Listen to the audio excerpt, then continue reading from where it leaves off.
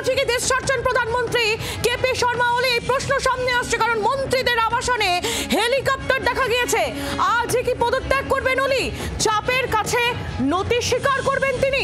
পদত্যাগের পথে নেপালের প্রধানমন্ত্রী, এমনটাই খবর পাওয়া যাচ্ছে। যে ছবি আপনারা এই মুহূর্তে দেখছেন, হেলিকপ্টারের ছবি, এই হেলিকপ্টার দেখা গিয়েছে মন্ত্রীদের আবাসনে।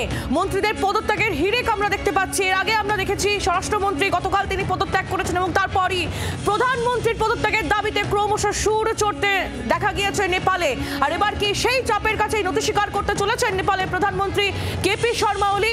তিনি সর্বদলীয় বৈঠকের ডাক দিয়েছেন বলে খবর পাওয়া যাচ্ছে। প্রধানমন্ত্রী পদে ইস্তফা দিতে পারেন কেপি শর্মা ওলি এবং এই সর্বদল বৈঠকের পরেই তিনি ইস্তফা দিতে পারেন বলে খবর পাওয়া যাচ্ছে। আজই এই সর্বদল বৈঠকের ডাক দিয়েছেন প্রধানমন্ত্রী কেপি শর্মা ওলি। কথা বলবো নিউজ রুম থেকে আমার সহকর্মী সব্যসাচী চক্রবর্তী রয়েছেন এই মুহূর্তে আমাদের সঙ্গে। কথা বলবো সব্যসাচীর সঙ্গে, তার আগে নয়াদিল্লির দিকেও নজর রাখতে হচ্ছে। নয়াদিল্লি থেকে আমাদের প্রতিনিধি রাজীব চক্রবর্তীও আমাদের সঙ্গে রয়েছেন। আমাদের দুই প্রতিনিধি আমাদের সঙ্গে রয়েছেন। আমি শুরুতে একটু সব্যসাচীর কাছে যাব। সব্যসাচী, যেমনটা আমি বলছিলাম যে একটা সম্ভাবনা তৈরি হচ্ছে যেখানে নেপালের প্রধানমন্ত্রী কেপি শর্মা ওলি তিনি পদত্যাগ করতে পারেন। আমরা এই ছবি আগে শ্রীলঙ্কায় দেখেছি, আরেক প্রতিবেশী দেশ আমরা বাংলাদেশে দেখেছি, আর এবার আমরা দেখছি নেপাল, সেখানেও একই ধরনের ছবি। তাহলে কি সেখানেও সরকারের পতন সময়ের অপেক্ষা? একদমই, অন্তত যেরকম তুমি বললে যে আমরা শ্রীলঙ্কার যে ধাঁচ দেখেছি, বাংলাদেশের যে ধারা দেখেছি, ঠিক একই পথে নেপাল।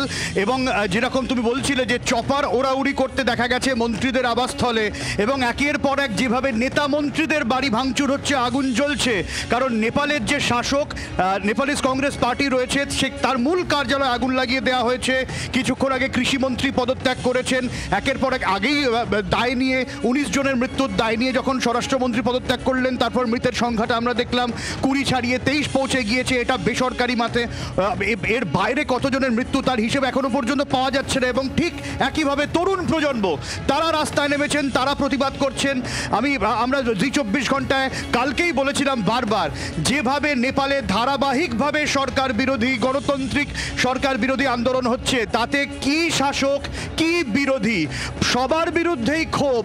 ওলি থেকে শুরু করে বিরোধী প্রচণ্ড প্রত্যেকের বিরুদ্ধেই ক্ষোভ। সেক্ষেত্রে কেপি শর্মা ওলি প্রধানমন্ত্রী যদি আজকে দেশ ছেড়ে পালিয়ে যান, তাহলে বকলমে আজই নেপাল সরকারের পতনের সম্ভাবনা, অন্তত ঘটনার যে ঘটনা প্রবাহ রয়েছে তাতে তা স্পষ্ট। কারণ যারা বিদ্রোহ দেখাচ্ছেন, গণবিদ্রোহ বলা চলে এই মুহূর্তে নেপালে চলছে, যেরকম আমরা গত 2 বছর ধরে দেখছি, এর ঝাঁজ অনেকটাই বেশি এই জায়গা থেকে।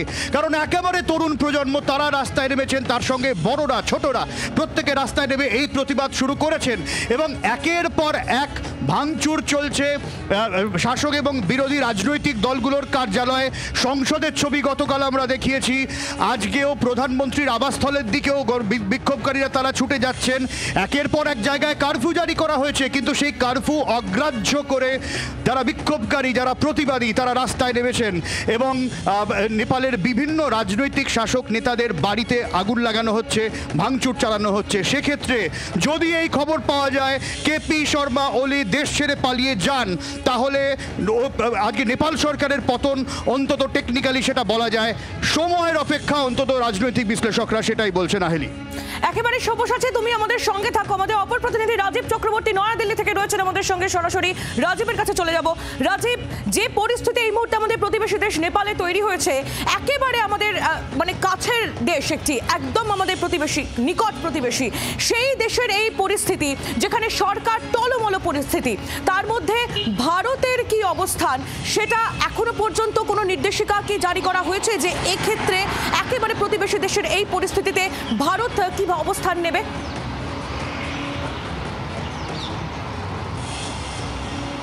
দেখো, ভারতের অবস্থান নেওয়ার ক্ষেত্রে আমরা দেখেছি শ্রীলঙ্কার ক্ষেত্রে ভারতের যে অবস্থান ছিল, বাংলাদেশের ক্ষেত্রে যে অবস্থান ছিল, এবং নেপালের ক্ষেত্রেও সেই একই অবস্থান।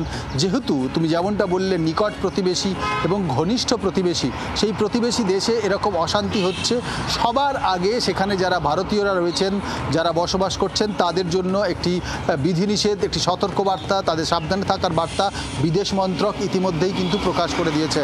অর্থাৎ তারা যাতে ঘরের মধ্যে থাকেন, তারা নিরাপদে থাকেন, তারা যাতে রাস্তায় না বের হন, এমন একগুচ্ছ কিন্তু গাইডলাইন ভারতীয় বিদেশ মন্ত্রক ইতিমধ্যেই দিয়েছে। আর অন্য দিক থেকে নেপালের এই সার্বিক পরিস্থিতির ওপরে নজর রাখছে ভারত, যেহেতু নেপালে একটি রাজনৈতিক বলা যেতে পারে অশান্তির পরিবেশ তৈরি হয়েছে। যেমনটা সব্যসাচী বলল, যেমনটা তুমি বলছিলে, শ্রীলঙ্কার যে ছবি আমরা দেখেছি, বাংলাদেশের যেভাবে ছাত্র যুবরা রাস্তায় নেমেছিল, যেভাবে সরকারের পতন হয়েছে, একই ছবি প্রায় নেপালে দেখা যাচ্ছে। সেখানেও কিন্তু জেন জি তারা রাস্তায় নেমেছে 26টি সোশ্যাল মিডিয়া বন্ধ করার, সোশ্যাল মিডিয়া হ্যান্ডেল বন্ধ করার জন্য যে প্রতিবাদ, তার প্রতিবাদের পর শুধুমাত্র স্বরাষ্ট্রমন্ত্রী নন, সে দেশের কৃষিমন্ত্রী, সে দেশের স্বাস্থ্যমন্ত্রীরা ইতিমধ্যেই ইস্তফা দিয়েছেন। প্রধানমন্ত্রীকে ইস্তফা দিতে হবে, এই চাপ বাড়ছে। আর এই চাপ বাড়ার সময়ই কিন্তু কেপি শর্মা ওলি তিনি আজ সন্ধে 6টায় সর্বদল বৈঠক ডেকেছেন।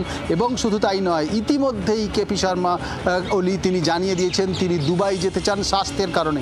বোঝাই যাচ্ছে যে সম্ভাবনা রয়েছে, কারণ অশান্তি এমন জায়গায় পৌঁছেছে, 23 জনের মৃত্যু হয়েছে গুলিতে এবং প্রায় 500 জন জখম হয়েছে এখনো পর্যন্ত। অর্থাৎ পরিস্থিতি ভয়ঙ্কর, কাঠমান্ডু কার্যত একেবারে রণক্ষেত্র। আর এই পরিস্থিতিতে ভারতের অবস্থান একেবারে স্পষ্ট, ভারত পরিস্থিতির উপর নজর রাখছে এবং প্রয়োজনে ভারত যদি সহযোগিতা, ভারতের কেউ চায় ভারত সহযোগিতা করবে। বিশ্বের অন্যান্য দেশও কিন্তু এই ঘটনার নিন্দা করেছে। যেভাবে সরকার একেবারে রাজীব, তুমি আমাদের সঙ্গে থাকো, তোমার কাছ থেকে আরো তথ্য আমরা নেব। এই মুহূর্তে দুটি ছবি দেখতে পাচ্ছেন আপনারা। একদিকে ছবি আপনাদের চেনা, হাসিনা যেই মুহূর্তে দেশ ত্যাগ করেছিলেন, বাংলাদেশের প্রধানমন্ত্রী, প্রাক্তন প্রধানমন্ত্রী শেখ হাসিনা, তিনি যে মুহূর্তে পদত্যাগ করেছিলেন, চপারে করে তিনি দেশ ছেড়েছিলেন, সেই মুহূর্তের ছবি একদিকে যেমন আপনারা দেখছেন। আর অন্যদিকে আরো একটি ছবি আপনাদের সামনে আমরা তুলে ধরবো। এই ছবি নেপালের, এই ছবি একেবারে নতুন একটি ছবি, যেটি আমাদের দেশ, আমাদের আরো একটি প্রতিবেশী দেশের ছবি। সেখানেও আকাশে চপার দেখা গিয়েছে, কোথায় জানেন? মন্ত্রীদের আবাসনে। অর্থাৎ একটা সম্ভাবনার জায়গা কিন্তু ক্রমশ তৈরি হচ্ছে ইতিমধ্যেই। পদত্যাগের হিড়িক, যেমনটা আমাদের প্রতিনিধিও জানাচ্ছিলেন, যে ইতিমধ্যেই সে দেশের নেপালের স্বরাষ্ট্রমন্ত্রী, কৃষিমন্ত্রী, স্বাস্থ্যমন্ত্রী তারা পদত্যাগ করেছেন এবং প্রধানমন্ত্রী তার পদত্যাগের যে চাপ তাও কিন্তু বাড়ছে এবং সেটা সময়ের অপেক্ষা বলেই মনে করছে রাজনৈতিক মহল। দুটি জায়গায় দুটি দেশের ছবি, দুই প্রতিবেশী দেশের ছবি আপনারা দেখছেন। নতুন করে অগ্নিগর্ভ নেপাল, ফের বিক্ষোভ কাঠমান্ডুতে, পুলিশ জনতা খণ্ড যুদ্ধ, একেবারে কাঁদানে গ্যাসের সেল ছোড়া হচ্ছে সেখানকার উন্মত্ত জনতাকে সেখানে বাগে আনার জন্য, কিন্তু কোনোভাবেই সেটা সম্ভব হচ্ছে না। পুলিশকে লক্ষ্য করে ইট বৃষ্টি। গণ অভ্যুত্থানের পথে কি নেপাল?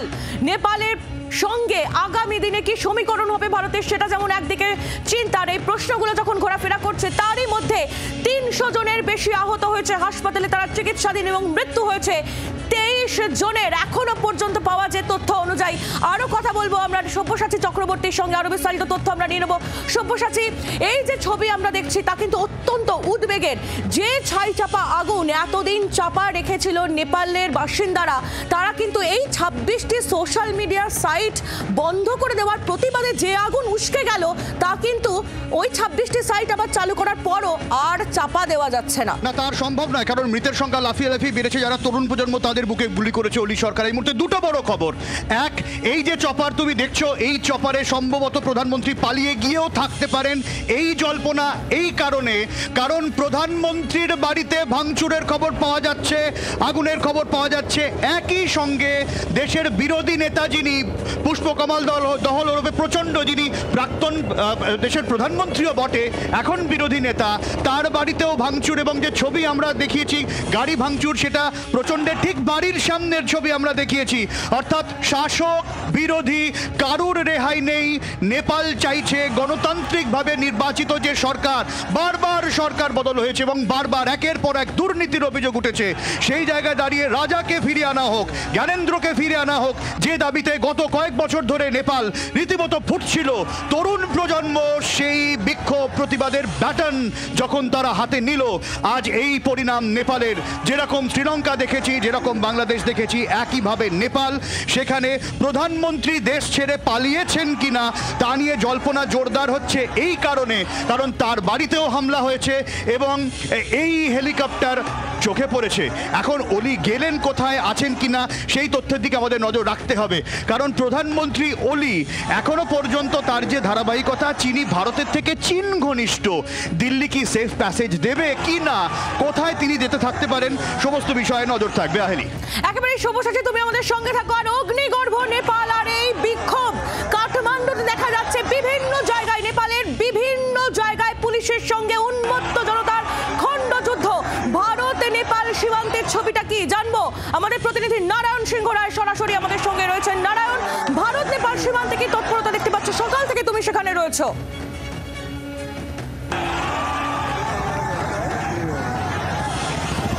ইন্দো নেপাল সীমান্তের পানি ট্যাঙ্কি বর্ডারে রয়েছে, সেখানের বর্তমান পরিস্থিতি কিন্তু সেখানেও থমথমে, একেবারে জনশূন্য বলা চলে। দেখো, তুমি দেখতেই পাচ্ছ যে খাখা করছে ইন্দো নেপাল সীমান্তর পানি ট্যাঙ্কি বর্ডার।